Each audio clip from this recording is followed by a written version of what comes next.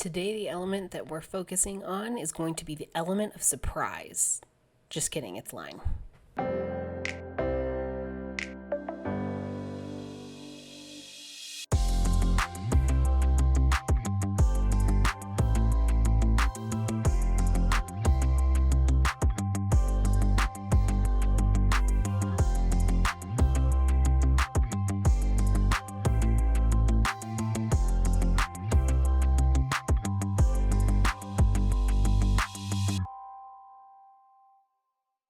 All right, for your line notes, we're going to start out with a 5.5-inch strip of paper, and we want that to be like 16 to 18 inches long. 18 is pretty standard. However, we're going to trim some off. So if you just have 16, that's okay too. So first we're going to start out by marking what 4 inches wide looks like on it, and then we're going to fold it in an accordion pattern. So we're going to create kind of a zigzag where we have 4 different panels. And if there's any extra left over, we're going to go ahead and trim that off. On one side of these, you want to remind yourself that you're going to glue there and to not draw on that side. And then we're going to flip it over and we're going to start to take notes on line. So obviously we want to label it first, and then at this point we are going to start to think of every different type of line that we possibly can, and we are going to fill up this whole paper with our different types of line.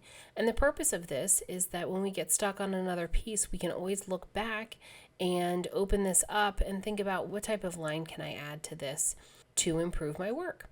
Right now I've got some repeating lines. I'm going to add a pattern in the line and try to repeat that as well. You can also see that I'm labeling different types of line so that I can keep that in mind later. Here I'm creating different spacing in the line. Next I'm going to create line that has different thicknesses. Here's an interesting fact: if you are in the design world, instead of using the term line, they typically use the term stroke. It means the same thing. Sometimes people think it means the thickness of the line. However, instead of using the word thickness, they use weight. So if somebody says change the weight of that stroke, they mean change the thickness of that line. Now I'm going to create different dashed lines. So I'm going to create smaller spacing between them and smaller lines themselves. I might also create some that have a pattern to them as well. So basically we're going to break the line in different patterns and create different dashes. Now I'm using different shapes to create a line. Keep in mind that that does create a line, even if it's shape or pattern or something else that's being used to make that line. Now I'm creating a basket weave texture. And once again, they're all made up by lines, but I'm creating a simulated texture with the lines. Similarly, below that, I'm going to create a simulated texture using bumps. Next, I'm going to create a contour line drawing. What that means is that I'm going to draw something where I never pick up my pencil and just keep on using the same line to create an image.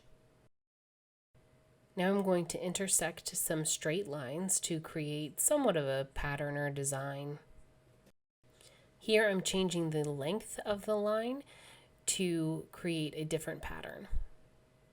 In this case, I've made a bit of a pyramid shape.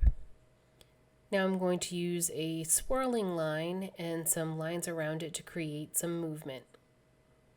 With this spiral, it's going to cause your eye to move closer to the center. Now I'm going to use some lines that change direction. As we talked about before, you can even use patterns to create line, and that's what I'm doing here. Now I'm mimicking a line over and over again where it gets closer in certain areas, and that creates this idea of form. Basically, you're just going to fill up the whole page with every type of line you can possibly conceive. You're more than welcome to take some of my ideas here. Just don't lay it out the same exact way I did. I want to see how you guys can be creative. If you can think of other types of line that I haven't added here, please, please, please be sure to add them to your piece so that that helps you in the future. After that, I'm going to go ahead and trace it in Sharpie. I put my labels in a different color just so that they would be easier to find. Now that we've done all that, it's time to add it to our sketchbook. Remember that side where we marked where we're going to glue it? It's time to glue it in. So I've added glue to that, and I'm going to put it into that first side right after our color wheel. And that accordion fold we put in there should help us to fold it right into that page. Now on the page to the right, I'm basically going to create an area where I can test out different types of line. So I'm going to start by cutting a strip of box board, and I'm going to cut 5 slits in it, about 1/2 inch apart each. Then I'm going to cut 5 pieces of string in about 8 inches of length each, and I'm going to put them into the slits that I cut, glue down the string, and then glue that box board to the paper. Now I can try a bunch of different configurations of line using my strings.